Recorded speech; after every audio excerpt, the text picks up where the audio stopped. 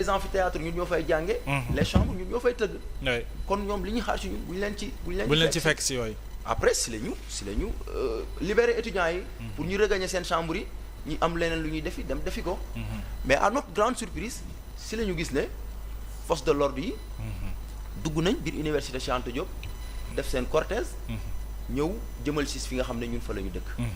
et que ci ngeen gis ne étudiants yi commencé nañ leen naan leen ñun xeexuñu. dañoo xiif te effectivement dañoo xiif. ku xiif de waaw. étudiants yi dañoo xiif.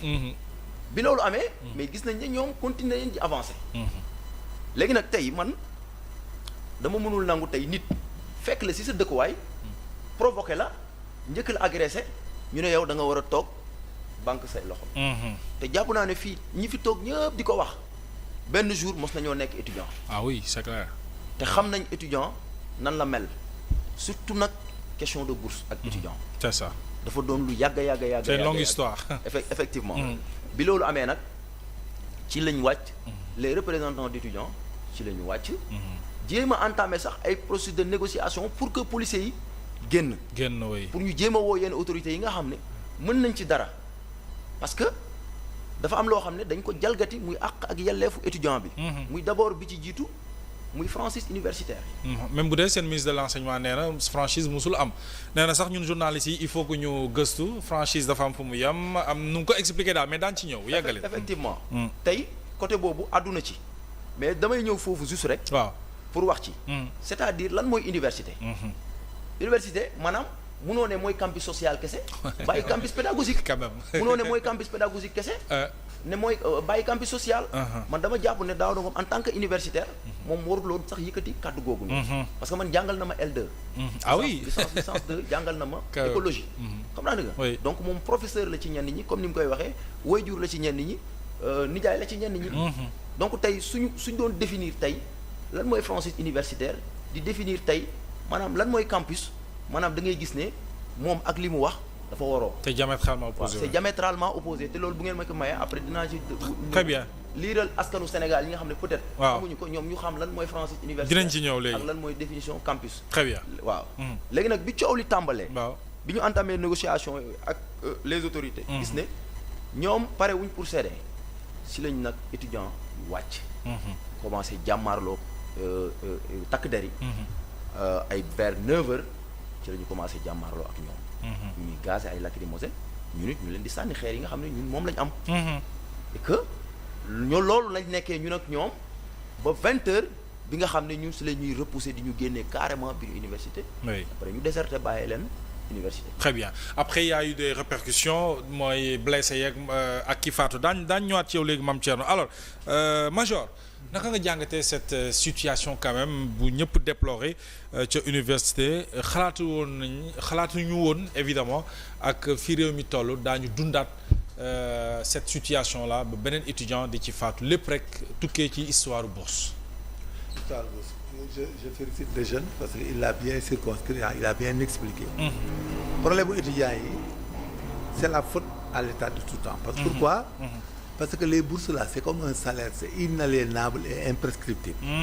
Je pense que dans le jeu du ministre de l'enseignement supérieur là day jéem a def benn genre subtilité ay prescription de délai ou bien de forme ça passe pas. oui parce que moom ci boppam sax dafa amalgamé d'abord dafa njëkk a amalgamé. xam nga lu tax mu njëkk a amalgamé waaye dafa juum bi muy wax français. waaw ak li wax wolof.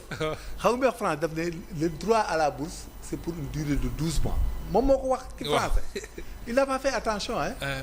bi mu demee ci olof bi nag mu joxe benn exemple ne un stagiaire qui fait 6 mois on l'embauche 6 mois mu demande rétroactivement un salaire non c'est pas la même chose je suis désolé mais il a déjà dit il a tout à mélanger. Maintenant le problème qui se pose. C'est le destin des étudiants et des forces de sécurité. loolu mooy problème bu Sénégal. les deux sont victimes entre nous quoi. Oui. parce que man j'ai été à l'université di intervenir xam naa booy ni ñu mel. waaw xam naa ni ñuy doxalee comme ça ay li mu wax. ñoom seen bourse mooy seen problème. et puis bu ñu jaaxle seen xeer yi mooy seen arme. oui et que là-bas y a tout peut arriver.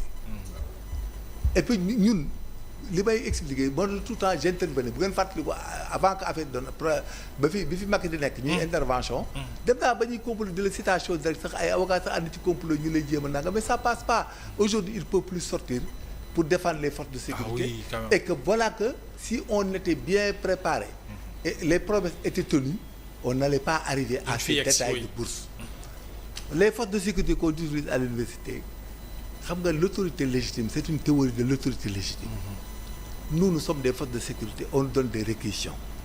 Et quand on nous donne les réquisitions, nous sommes tenus d'y aller et de faire le service. Loolu nag malheureusement moom la góor di comprendre fu ñu toll de réintégration. Ce qui s'est passé récemment, il est arrivé des moments où des renseignements, vrais ou faux, ont donné des détails que les gens allaient casser les réfectoires. Oui, des édifices, allaient faire beaucoup de choses, quoi, dégrader les lieux, détruire les biens d'autrui. Et tout. Donc ci lañ jox la réquisition aux policiers là qui sont partis là-bas. Mais la réquisition des policiers est incidentielle à l'autorisation, c'est-à-dire c'est le recteur qui donne l'autorisation d'accéder dans l'enceinte. Bien sûr. D'où la théorie ay affaire u franchise universitaire et tout. Mais chaque fois ils ont une loi qui est stupide à ces articles ay 2 yooyu 94 79 je ne sais pas si le 18 ou elle est valable. Elle est toujours valable. Maintenant loolu la maintenant opération bi policiers yi def on l'appelle le siège et l'investissement d'un lieu. Kooku c'est une forme de procédure d'exécution du maintien de l'ordre qui est légale. Léegi donc ñu opération bi policier def c'est une opération légale. Parce que loolu c'est prévu quoi dans les recherches en temps de flagrant délit. ñu ngi mel ni flagrant délit bu amoon ñu rey léegi benn autorité waa ji daw ñu ne fan la jëm ñu ne yoonu Joal on fait la poursuite topp ko yoonu Joal bu dawee dugg ci forêt Bandia bi bu bala bu ci yegg on fait des barrages à Diamniadio pour barrer ko. On l'appelle des barrages. Su duggee forêt Bandia on fait une bâtisse s'il entre dans une maison on fait le siège et l'investissement de la maison. Léegi nag au maintien de l'ordre c'est la même chose quand des hostilités amènent à ce qu'il y ait des blessures graves, détention d'armes et autres, les auteurs sont poursuivis dans le temps et dans l'espace parce que c'est dans le cadre du flagrant délit. Maintenant nag quand ils font les sièges et l'investissement des lieux mun day am ay échauffourées yi mu am nii moo tax goo si dóor leen ay xeer ak yooyu ba mu am confusion ba Alioune Ba Ablaye le jeune là décédé ci vraiment très regrettablement. Maintenant ce qui est à voir c'est quoi dans le cadre d'espèce. Oui. Comment Ablaye est décédé. Ok. Mais la démarche intellectuelle des policiers est légale. La réaction des étudiants aussi est légale. Parce qu'ils défendent leur intérêt. C'est ça. L'agressivité, c'est le réflexe de préservation et de conservation. C'est ça. Les jeunes là, ils sont agressifs, c'est normal.